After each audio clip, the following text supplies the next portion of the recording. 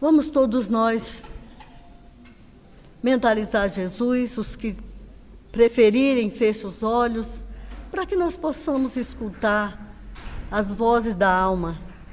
Agradecemos primeiramente ao Mestre por estarmos aqui mais uma vez, onde Jesus diz mais de um em seu nome, ele estaria presente, vamos acreditar nisso. E entregar esse motivo que nos trouxe aqui, com fé, nas mãos dos protetores espirituais, que já estão presentes, nos observando e se propondo a nos ajudar. Permita, Senhor Jesus, essa nossa estada, nos abençoe, acrescente em nós o necessário para que possamos continuar nessa porta estreita do caminho do bem, até chegar a vós, na certeza que com o trabalho, com a fé, com a esperança, conseguiremos atingir o nosso objetivo. E assim, agradecendo aos protetores espirituais dessa casa de Sebastião Marte, e sobretudo de Deus, nosso Pai, a que estamos pedindo a permissão para darmos início às nossas atividades da noite, dando graças a Deus. Hoje estaremos conosco na palestra o nosso irmão Sivaldo, que estará falando a introdução do Evangelho segundo o Espiritismo, aquela parte que fala Moisés, Cristo e o Espiritismo. Que todos prestem bastante atenção para tirar o melhor proveito da lição. Sim, senhor. Não, a introdução não, capítulo primeiro. Mesmo. Mas fica sendo. Boa noite a todas e a todos, os encarnados e desencarnados. Vocês me ouvem bem? Estamos aqui, então, nessa terça-feira de carnaval, nessa porta estreita, né? Enquanto, infelizmente, muitos irmãos em humanidade, aqui na nossa abençoada terra, se encontram totalmente conectados às mais inferiores paixões, né? Mas isso é escolha de cada um. Vamos aqui nós, então, fazendo uma reflexão do Evangelho de Jesus, no seu capítulo 1. E é interessante a gente fazer uma pequena digressão para a gente contextualizar, né? Porque o nosso mestre leonês Kardec, uma vez estabelecido a ciência espírita, através do Livro dos Espíritos, a filosofia espírita através do Evangelho do Livro dos Médiuns, para que esse tripé do Consolador ou ditado por Jesus que viria, tinha que então haver a complementação da religiosidade. E isso foi então complementado pela terceira obra da codificação, o Evangelho segundo o Espiritismo. E essa obra, ela busca, acima de tudo, fazer com que a essência do sentimento crístico, principalmente no que tange a sua moral, pudesse ser trazida. Então, basicamente, você tem nessa obra, o Evangelho segundo o Espiritismo, a revivescência do Evangelho de Jesus. Essa é a sua tônica, tá? Em que pese ter algumas pequenas passagens do próprio Velho Testamento ou de outras partes, mas a essência mesmo é o ensinamento crístico. E essa obra ela não procura fazer com que haja uma colocação temporal da vida de Jesus. Não, ela pega, acima de tudo, numa crescente elucidação do tema e necessária a nossa edificação para que nós possamos ir contextualizando. E imaginemos nós lá no ano de 1864, quando veio a lume essa importante obra, depois da grande comoção que teve o Livro dos Espíritos, onde a morte não existe. Depois da vida física, o espírito Continua. O fenômeno que desde sempre aconteceu na humanidade não são milagres, são apenas manifestações em que há, acima de tudo, um princípio inteligente, o Espírito se manifestando. Então, esse contexto, principalmente para a religião dominante, ele trouxe uma série de questionamentos. E aí nós, no livro Obras Póstumas, tem uma passagem muito interessante que uma jovem lionesa que fora visitar Kardec lá em Paris, quando chegou ele não se encontrava. Mas como ela tinha muitas potencialidades, Amélie Boudet, a sua esposa, pediu para que ela fizesse uma busca, né, onde poderia o mestre se encontrar naquele momento. E essa jovem se concentra e vai então e descreve o local em que ela vira o mestre Kardec. Fisicamente ou encarnado só ele, vários espíritos luminosos ao seu redor, e dentre esses espíritos luminosos, um se destacava pela sua luminosidade. E esse que se destacava encontrava-se com um grande livro na mão. E quando Amélie pergunta qual seria esse livro, ela diz que o livro estava escrito Evangelho. E interessante é que nem a sua própria esposa sabia que ele estava nas cercanias de Paris, fazendo então a preparação para essa obra que traria então esse tripé da religiosidade. Mas o primeiro capítulo de O Evangelho segundo o Espiritismo, ele foi, acima de tudo, então, no início dessa construção que nós falamos, muito emblemática. Porque ele pega um extrato do Evangelho de Mateus, do capítulo 5, versículos 16 e 17, em que Jesus disse que ele não veio destruir a lei. Olha que interessante. Então, fazendo ou rememorando o tempo em que esteve entre nós, quando os escribas, os fariseus, enfim, aqueles doutores da lei buscavam o tempo todo fazer com que Jesus caísse numa possível controvérsia, Kardec, então, sob inspiração dos Espíritos, já traz no primeiro capítulo dessa obra esse entendimento. E dessa forma, então, ele coloca de uma forma muito clara e didática, né? Até porque ele é pedagogo, Moisés, como sendo essa primeira revelação, Jesus e a doutrina espírita. E como nós sabemos que os espíritos trazem, acima de tudo, no seu viés, essa vontade sublime de que a moral crística tivesse a capacidade de ser bem exemplificada, porque ninguém tivesse dificuldade de entendê-la, e aí a gente recorda da questão 627 de O Livro dos Espíritos, quando Kardec pergunta, uma pergunta até um tanto quanto indelicada, né? Pergunta para o Espírito de Verdade: ora, se o Cristo já nos disse tudo, o que mais pode nos dizer a doutrina espírita?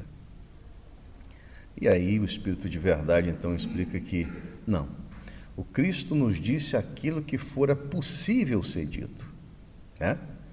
Tanto que ele disse que no tempo devido, quando a humanidade tivesse a capacidade mínima de entendimento, ele nos enviaria o Consolador prometido, o Espírito de Verdade, que teria a capacidade de fazer com que dos mais dotados intelectualmente até o menos provido dessa intelectualidade tivesse a capacidade de apreender o seu ensinamento, porque ele não falaria apenas ao intelecto, mas falaria também ao coração. E é aí que nós vamos então tentar, nesses próximos minutos, falar um pouco sobre essas três revelações.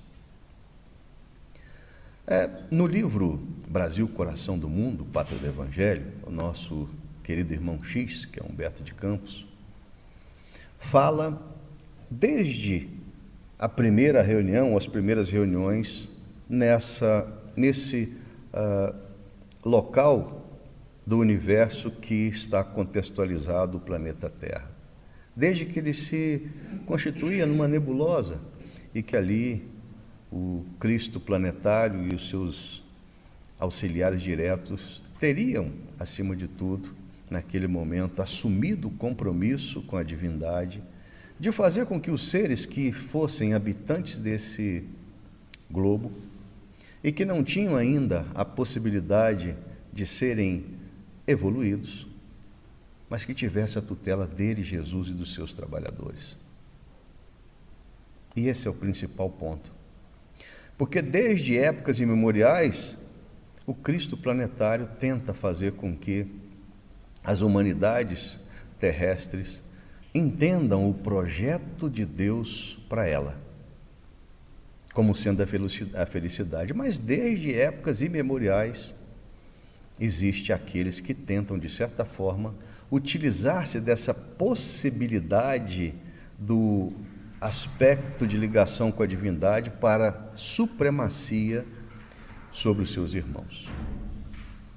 E não foi assim diferente com Moisés.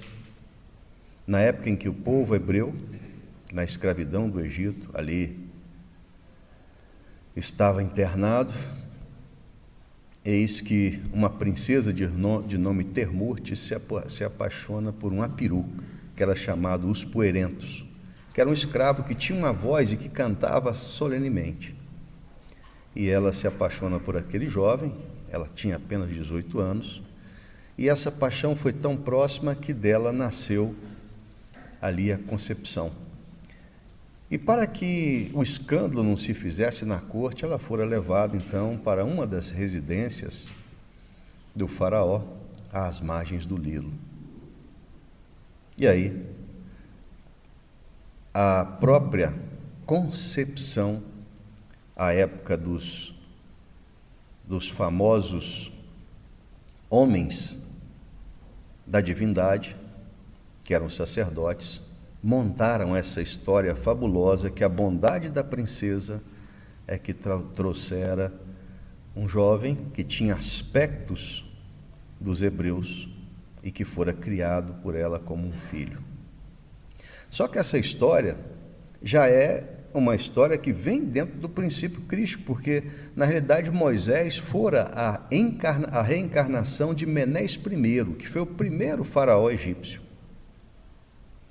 E ele tinha, sim, essa destinação de fazer com que o culto que Abraão traria, do culto do Deus único, pudesse ser revivido por aquelas criaturas.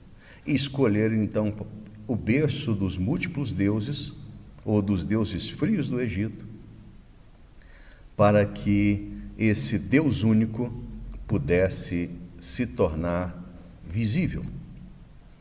E a história de Moisés não é muito difícil, né? Porque nós temos aquela história contada que nós buscamos, acima de tudo, entender que existia um grande médium de efeitos físicos, haja vista as 10 pragas do Egito, entre outras coisas, mas tinha uma destinação. E o que a história não conta é que ele se preparou para isso, né?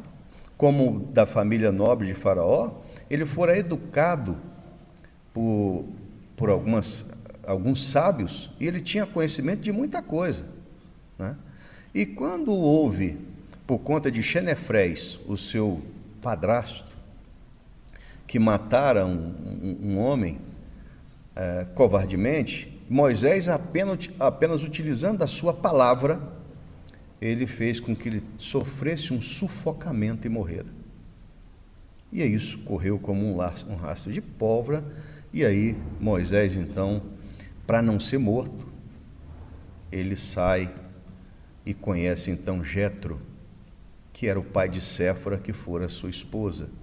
E ele era um homem, era um retirante do exército, do deserto, que conhecia tudo. E ali Moisés então conheceu muito do deserto, sobre como se alimentar, quais eram as principais rotas, as principais vias. Então, Moisés preparou-se para o grande desafio da sua vida, que foi tirar 40.000 pessoas e peregrinar com elas até que elas tivessem a capacidade de apreensão do Deus único nos seus corações. E para isso, esse tempo de peregrinação fez com que ele tivesse que, para manter esse povo sob sua tutela,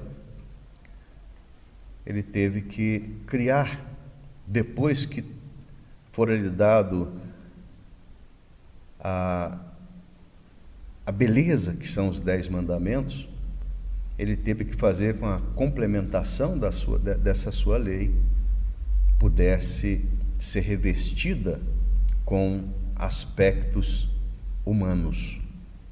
Então nós temos o primeiro livro da chamada Torá, né, ou da lei mosaica. O primeiro livro de Gênesis não foi escrito por Moisés, era um livro de tradição oral em que ele trouxe a revelação. Depois nós temos o Êxodo, que fala sobre basicamente a saída do povo do Egito, né?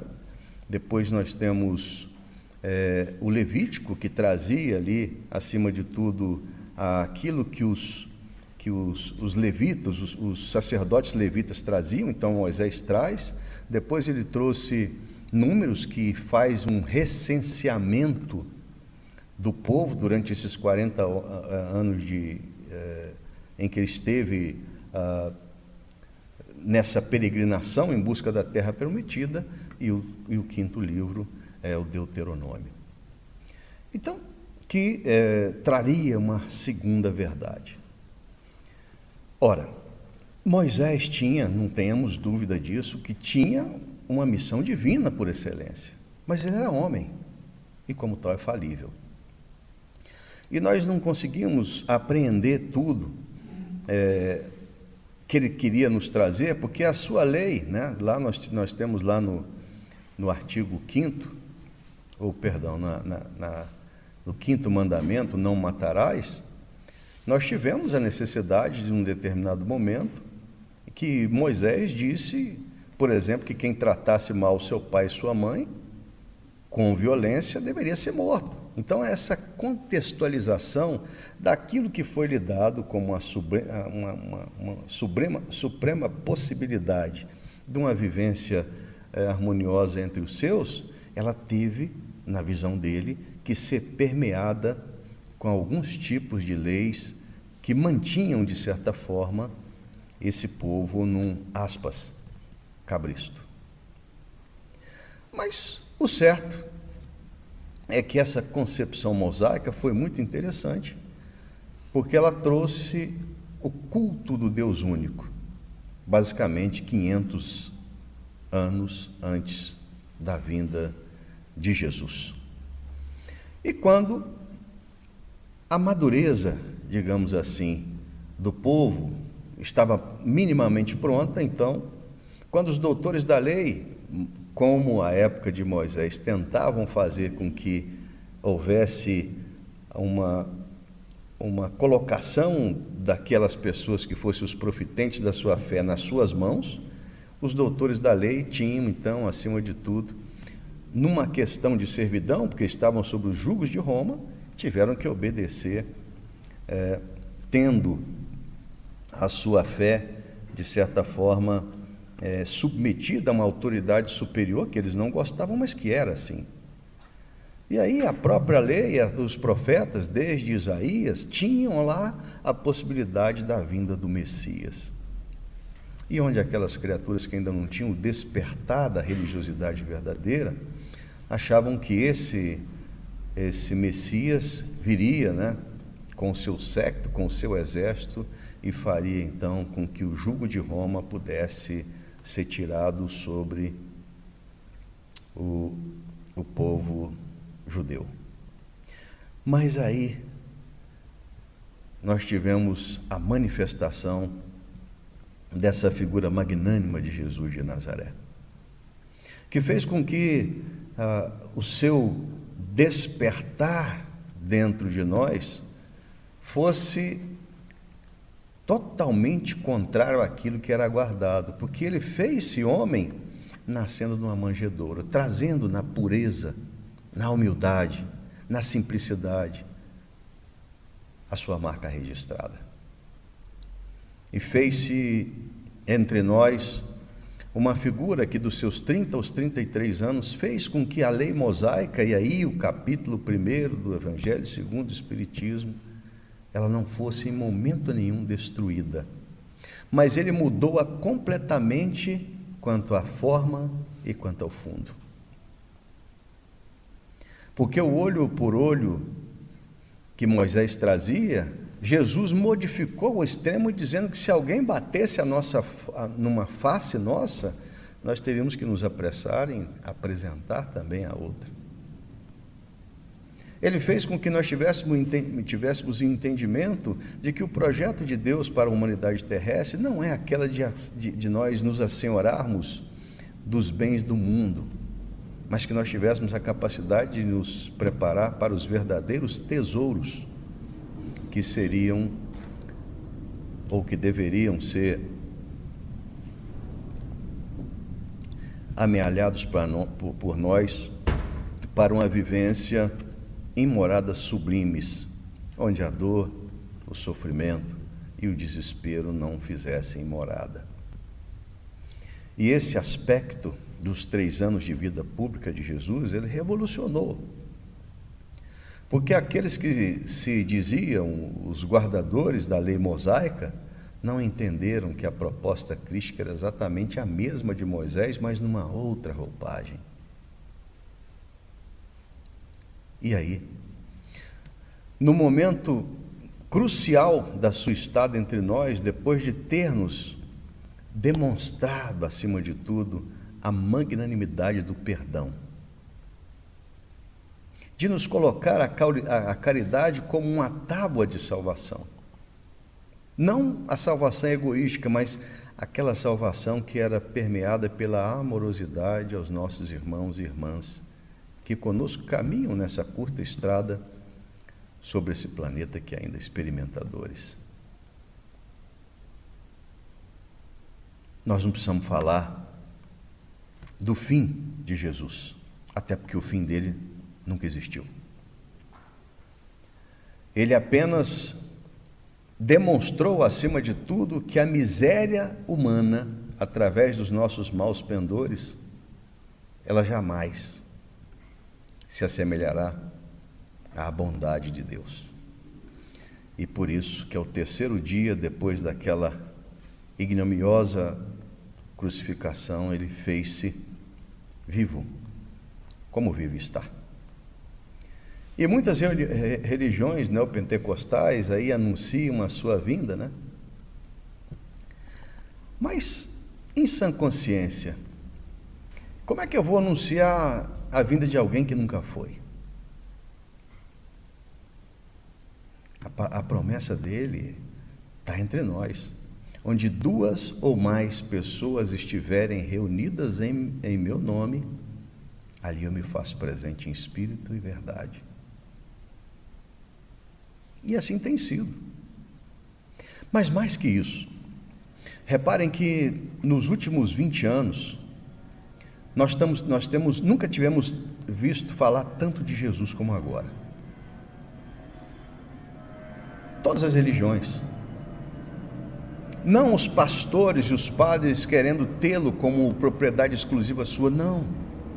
Mas um ser que trazia na sua proposta o amor que Deus tem por toda a sua humanidade. Mas se não foi possível que ele nos marcasse com esse entendimento, ele mandou então o Consolador prometido, que não tenhamos dúvida é a doutrina dos Espíritos, que se veio a lume em 1857, em abril de 57, com o Livro dos Espíritos, traria no seu bojo algo muito maior do que isso, né? Porque as revelações iniciais, Moisés e Jesus, elas se personificaram numa pessoa. A doutrina espírita não. São essa legião de espíritos da esfera crística que buscam fazer com que as suas vozes sejam ouvidas por todos os confins da terra. E Kardec, até advertido por ele, já traz o entendimento de que não será a religião do futuro. Não é essa a concepção. Mas será, sim, a ideia que permeará todas as religiões. Porque não o Deus falível que só dá aos seus filhos possibilidades desiguais e cobra uma igualdade. Um nasce desprovido da saúde física, de membros do seu corpo, e depois a mesma vida e tal, tantos anos, olha, você vai para o céu ou para o inferno. Mas onde as condições igualitárias? Então, aquilo que as religiões sempre trouxeram, nos trazendo um Deus venal, um Deus que é irascível com algumas situações, e que Jesus não é nada disso. O Pai é amor, é amorosidade. E, acima de tudo, está a esperar o nosso tempo. E essas vozes que vieram, então, a dizer, ou a revivecer, em suma, aquilo que Jesus nos trouxera, foi o grande diferencial.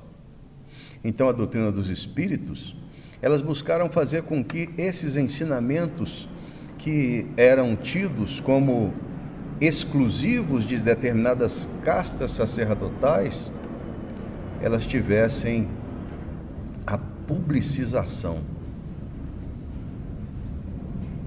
E aí, a partir do momento em que a morte, como nós conhecemos, com Moisés, com aqueles sacerdotes, é-nos apresentada apenas como uma mudança de estágio. E, acima de tudo, nos contextualiza como espíritos eternos que vivemos uma experiência humana e que dá-nos a todos a certeza que nós não somos daqui. Nós estamos aqui e, acima de tudo, na possibilidade de, em revivendo os ensinamentos que Jesus nos trouxe, sermos as criaturas que, por nosso próprio mérito, alcançaríamos aquelas muitas moradas que o Cristo nos afiançou, que estaria a preparar para as pessoas que não vivessem de acordo apenas com aquilo que elas teriam como bom para elas, mas que vivessem de acordo com esse ensinamento sublime que Ele nos trouxe, que se consiste no projeto de Deus para a humanidade da Terra. Então, se num primeiro momento essas três revelações às vezes nos dá um certo vazio, né? Mas olha, por que só isso, né? Aí a gente entende, quando faz uma busca um pouquinho mais centrada, né? Que nós somos espíritos velhos. Nós já tivemos muitas vivências. Nós já experimentamos várias divindades.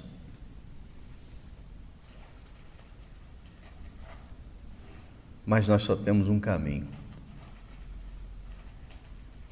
viver o que Jesus nos traz como, não uma promessa, mas como uma certeza de experimentar dias melhores. E alimenta-nos a certeza, sobretudo, em revivendo João Evangelista, que nós estamos a viver os últimos minutos da última hora, em que faz-se necessário, tendo em vista a necessária elevação da terra, saindo do mundo de expiações e provas e dores para o mundo regenerador, que a nossa capacidade de vivência no amor alcance um nível superior. Por isso,